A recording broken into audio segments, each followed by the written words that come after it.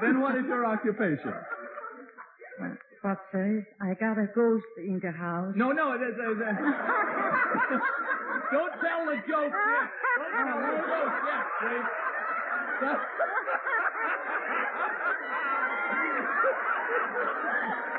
That comes later. Later, Mrs. Kahn.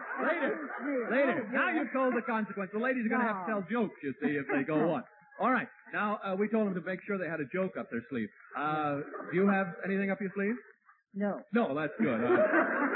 What do you do for a living? What I do housework. I mean, what do you... I do housework, my own home. You're a housekeeper, too, isn't that nice? Yeah.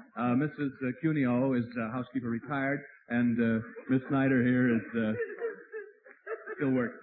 Yeah.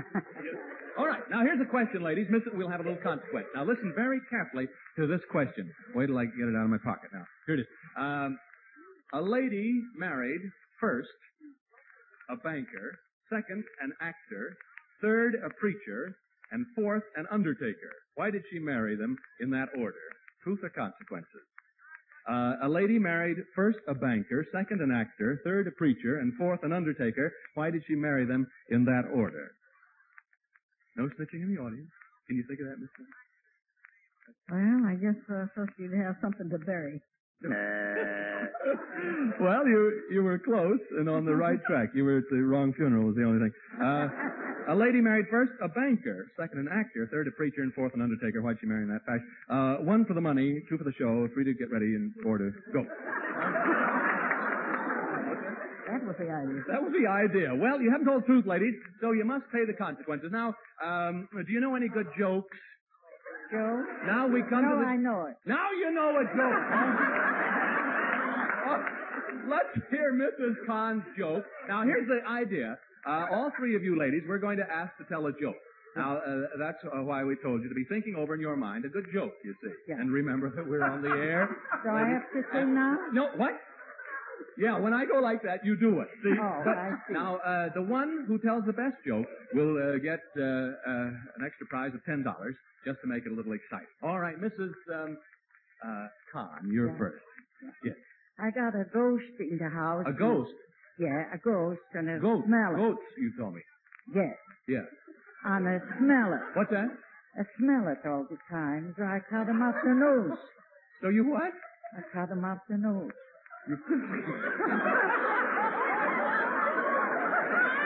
Oh, that's a killer, isn't it?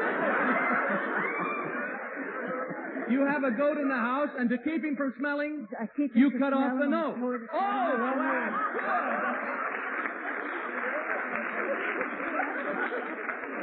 Oh, that's wonderful. Do you really have goats at your house? Yes. You do? Oh, that's good. Well, that's most interesting. Now, I think, let's see, we'll take Mrs. Cuneo. Mrs. Cuneo, let's hear, that's very good, Ms. Kahn. Stand by now for the grand prize. Mrs. Cuneo, let's hear your joke. Well, Pat and Mike came to this country. You're getting... Look who's telling a Pat and Mike joke. And they here. found a restaurant. They what? And they went to a restaurant. Yes. So they put on the bowl of soup. Then they put the celery on. Who did, Pat and Mike? The waiter. Oh, yes. Then came crabs. So Pat looked at Mike. He says, well, he says, we've drank the slops and we've ate the stalks. But I'll be hanged if I eat the bugs you set before me. That's very good. Mrs. Cuneo is killing herself on that. I think you like that better than anybody. That was a funny one. That's an old one. Yes, that's an old one. Approximately, how old would you say that was? It came over with the cover over it anyhow, didn't it? Came over from Ireland. Miss Cuneo, that's terrific. Miss Snyder, you're third now. You got to hold up your side of the question here. Now, a good joke. Well, this is somewhat like the Pat and Mike story, too. Oh, you're going to do it in dialect, huh? It's somewhat like the Pat and Mike. Well, they were out in the California orchard eating fishes. Yes? And Mike says to Pat, Pat, don't look at me like I'm Mike, will you? I mean, look out. Do patches have legumes? No, biggotti. Where'd you think that? They have where I swallowed a frog.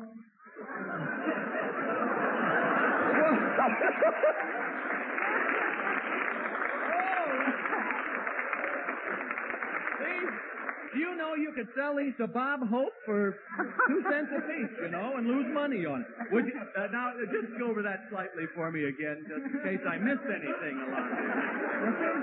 Yeah, just like you were a very Orem edition of it. I mean, just give me the glossary. Exactly. Pat and Mike were in the orchard. Now, I didn't... California orchard, Yeah. eating fruit. Yeah. And they were eating some peaches. Yes. And Pat looked at Mike and said, Mike, do peaches have legs? Now, what is that last word? Is the one... Legs. Oh, well, now it's funny, isn't it? Oh, that's good. All right. Okay. Well, I think the one... I think we'll just have to call the tie and give them all $10 apiece because it was so very close. Thank you very much, ladies. Thank you. Thank you, Miss Junio. Thank you, Mrs. Kahn. Thanks for joining in Truth or Consequences. And now back to mail call.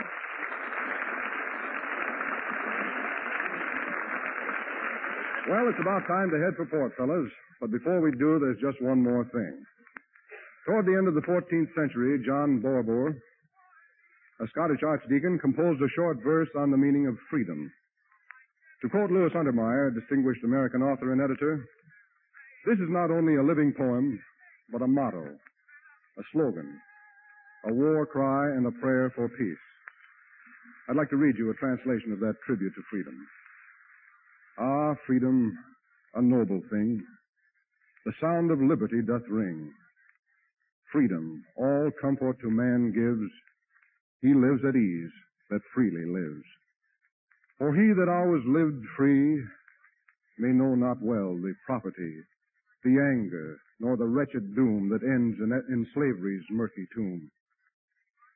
But if its truth a man is gleaning, and thoroughly he learns its meaning, he should think freedom more to prize than all the gold that meets the eyes.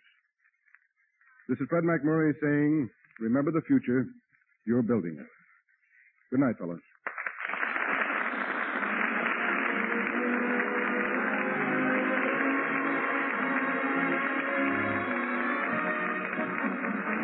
This program was arranged with the cooperation of the Hollywood Coordinating Committee. Another mail call will be coming your way the next time you hear...